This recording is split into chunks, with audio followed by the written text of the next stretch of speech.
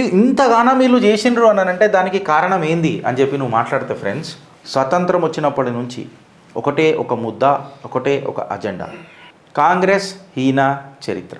ఈ ముచ్చట ఇప్పుడు ఎందుకు మాట్లాడాల్సి వస్తుందని అంటే ఖచ్చితంగా మాట్లాడాల్సి వచ్చింది. ఒక డేటా మీ ముంగట ప్రజెంట్ చేస్తున్నా. ఇందిరాగాంధీ వెనకటికి బృందా మన మన ఆయన పేరేంది, ఆయన పేరేమో ఉండే, ఖలిస్తానీ టెర్రరిస్ట్ భింద్రాన్ వాలే ఎవరైతే ఉండనో ఆయనని పెంచి పోషించింది ఇందిరాగాంధీ కాదా 1970లలో.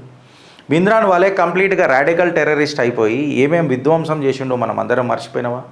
1982 ఏషియన్ గేమ్స్లల్లో ఇందిరాగాంధీ పెంచి పోషించిన ఈ బృందాన్ వాలే మన దేశంలో జరుగుతున్న ఏషియన్ గేమ్స్లల్లో ఖలిస్తానీ చిచ్చు పెట్టి అడ్డుకోనికి ప్రయత్నం చేసిండా లేదా? దాని తర్వాత ఒక మిలిటెన్సీ ఒకటి క్రియేట్ చేసి పంజాబ్ని అల్లకల్లోలం చేసిండా లేదా? దాని తర్వాత ఆపరేషన్ బ్లూ స్టార్ వచ్చిందా లేదా? దీన్ని ఇత్తనం ఎవరు నాటిరు? బంతిపువ్వుకి బంతిపువ్వు పడుతుంది కదా. నువ్వు ఇత్తనం నాటేది విషం, దాని తర్వాత నువ్వు ఎక్స్పెక్ట్ చేసేది అమృతం అంటే ఏడికేని వస్తుంది. 1982లో నుంచి వీళ్ళు ఏమన్నా నేర్చుకున్నారా అని అంటే ఏం నేర్చుకోలే. ఇప్పుడు ఇది నేనంటలేను, పోస్ట్ కార్డులు వచ్చిన కథనం మీ ముంగట పెట్టిన. They wanted to use Brindavan వాలే for a political purposes. Kamal Nath said that he wanted to recruit a very high profile Sant who could do our bidding. Kamal Nath and Sanjay Gandhi sent money to Brindan Wale.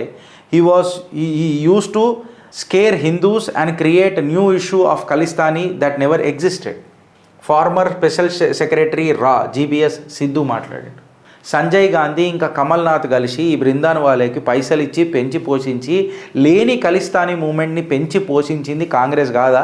నేనంటలేను రయ్యా, నేను మాట్లాడితే మీకు మంటలేస్తుంది. ఇక పెద్ద పెద్ద మనుషులు మాట్లాడుతున్నారు, రా చీఫ్లు మాట్లాడుతున్నారు, స్పెషల్ సెక్రటరీ రా జీబీఎస్ సిద్ధు మాట్లాడుతున్నాడు. విషబీజాలు మీ రాజకీయ అధికారాల కోసము దేశంలో ఇంటర్నల్గా మీరు చిచ్చులు పెట్టి ఖలిస్తానీ అనే ఒక లేని కాన్సెప్ట్ని లేపింది కాంగ్రెస్ కాదా? అందుకే దాని చరిత్ర కాంగ్రెస్ హీన చరిత్ర. ఈడికి ఆగిందంటే ఈడికి గాలే.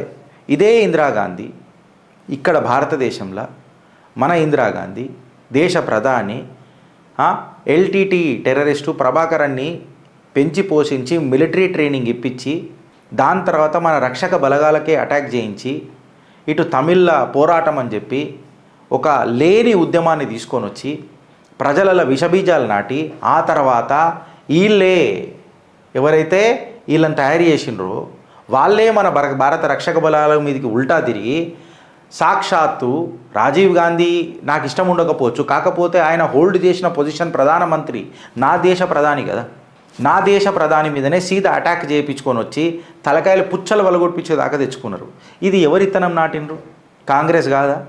ఇందిరాగాంధీ పీరియడ్లో అయిందా? రాజీవ్ గాంధీ దాన్ని పెంచి పోషించండి ఆ పక్కకు పెడితే చేసింది మాత్రం కాంగ్రెసే కదా. ఆఖరికి ఆ విషం మళ్ళీ ఎవరి దగ్గరికి వచ్చింది? కాంగ్రెస్కే.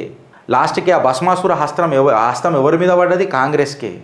ఇది వాస్తవాలు కావా? వీళ్ళ చరిత్ర కాంగ్రెస్ ఈయన చరిత్ర కాదా? వీడికి ఆగిపోయిందంటే వీడికి ఆగలే. వీళ్ళు ఒక టిక్కెట్ కానీ తయారు చేసిర్రు, రాకేష్ టిక్కెట్. వెనుకటికి ఇదే రాజీవ్ గాంధీ. ఇవి వాస్తవాలు కావా? నాకు చెప్పుర్రి, ఇవి వాస్తవాలు కావా అంటున్నా. ఇప్పుడు వీళ్ళు మహారాష్ట్రలో చేసేది కూడా ఇట్లాంటిదే. సో మహారాష్ట్రలో ఉన్న తెలుగు ప్రజలకు నేను విజ్ఞప్తి చేసి పాదాభివందనం చేసి రిక్వెస్ట్ ఏం చేస్తున్నానంటే ఆలోచించుర్రి అనుభవించే కంటే ముందే. ఇదే రాజీవ్ గాంధీ మహేంద్ర సింగ్ తిక్కత్ అని చెప్పి ఈ రాకేష్ తిక్కత్ ఎవడో ఇక తర్వాత విషయం మనం ఆ సంతలకే వచ్చినోడే, ఆ మందలకే వచ్చినోడే. రాజీవ్ గాంధీ మహేందర్ సింగ్ తిక్కత్ అని ఒక రిచ్ ఫార్మర్, ఒక రైతుని బాగా బలిసి కొట్టుకుంటున్న రైతుని ముంగటికి తీసుకొని వచ్చి sugarcane belt village Muzaffar నగర్లా మన VP Singh ex CM of యూపీకి ఖిలాఫ్గా నాటిండా లేదా? ఇది వాస్తవమా కాదా? వీపీ సింగ్ దీన్ని రాజీవ్ గాంధీ మీద కరప్షన్ పేరు మీద రాజీవ్ గాంధీ మీద దుమ్మెత్తి పోసి కడిగి పాడేసిండా లేదా? ఇది వాస్తవమా కాదా? ఈ మనోజ్ టిక్కట్ అనేటోడు యూపీలో ఫుల్ ఫేమస్ అయిపోయి రాజీవ్ గాంధీకి దాని తర్వాత రాజీవ్ గాంధీకే ప్రాబ్లంలు క్రియేట్ చేసిన కథ చరిత్ర నిజమా కాదా?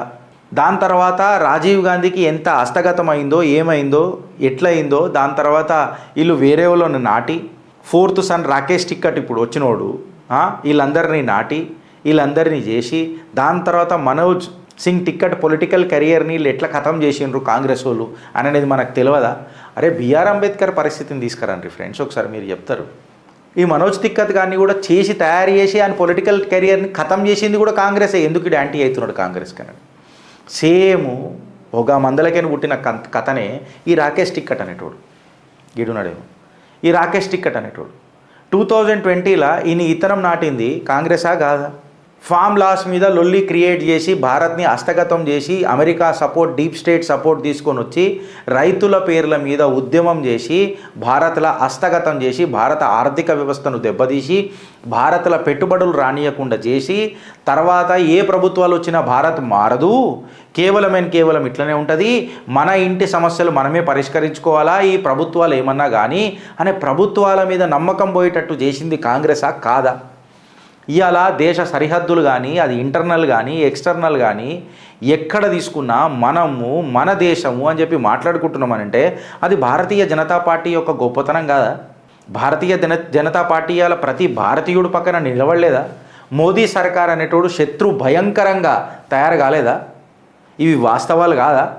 ఎక్కడనైతే బుల్లెట్లకు పైసలు లేకుంటుండేనో డిఫెన్స్కి పైసలు లేకుంటుండేనో ఇవాళ 80,000 కోట్ల రూపాయలు మనం డిఫెన్స్ ఎక్స్పోర్ట్స్ తయారు చేస్తున్నామనంటే కాదా?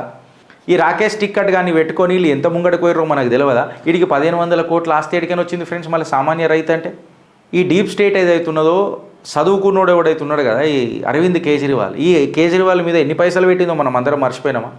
ఈ ఆందోళన జీవులను వీళ్ళు ఎంత పెంచి పోషించిండ్రని అనేది మన అందరికీ తెలియదా? ఇవి వాస్తవాలు కావా? ఈ వాస్తవాలను ఎవరైనా కొట్టేయగలుగుతారా? ఈ కాంగ్రెస్ హీన చరిత్రని ఎవరన్నా మరవగలుగుతారా? అనుభవిస్తున్న మీకు ఆలోచన శక్తి ఎప్పుడు వస్తుంది అని అడుగుతూ మిమ్మల్ని అడుగుతున్నా, మారతారా మారరా? మీ గాఢమైన నిద్రలకేం లేస్తారా లేవరా? అట్లీస్ట్ ఫ్రెండ్స్ నేను ప్రతిసారి మిమ్మల్ని ఒకటి అడుగుతున్నా, మీకు దమ్ముంటే మమ్మల్ని కౌంటర్ చేయను అని అంటున్నా. ఓడన కౌంటర్ చేస్తున్నాడా? ఇవి ఈడనైనా మీకు అర్థమవుతలేదా?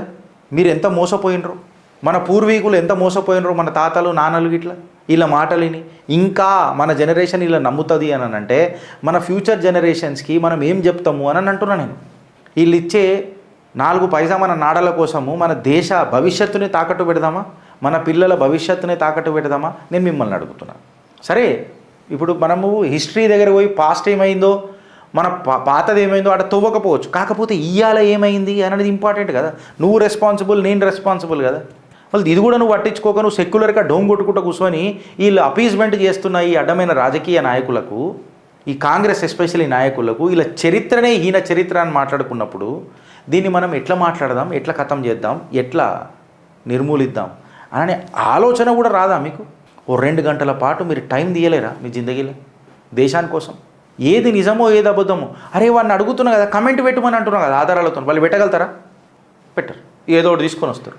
నేను అడిగేది ఏంటంటే మనుషులం తప్పులు అయితే, బట్ మీరు తరతరాలుగా తప్పులు చేసుకుని వచ్చి ఇప్పుడు సరే రాబోయ్ మీరు వెనకటికి తప్పులు చేసారు, ఇప్పుడన్నా మంచిగా చేస్తున్నారని అంటే మీరు ఎంబీఏలా కేవలం బీజేపీని ఓడగొట్టడానికి ముస్లిం పక్షాన పోయారు కదా ఉలేమా బోర్డు తరఫున. నువ్వు భారతీయుల తరఫున ఉండు, నేనే నీకు మద్దతు తెలుపుతా. నువ్వు విడగొట్టాలని ప్రయత్నిస్తున్నావు కాబట్టి నువ్వు విడగొట్టాలని జోడో యాత్ర చేస్తున్నావు, నేను కల్పనీకే చిత్రగుప్త నడుపుతున్నా. ఆలోచిస్తారా లేక అనుభవిస్తారా ఫ్రెండ్స్? భారత్ మాతాకి జై.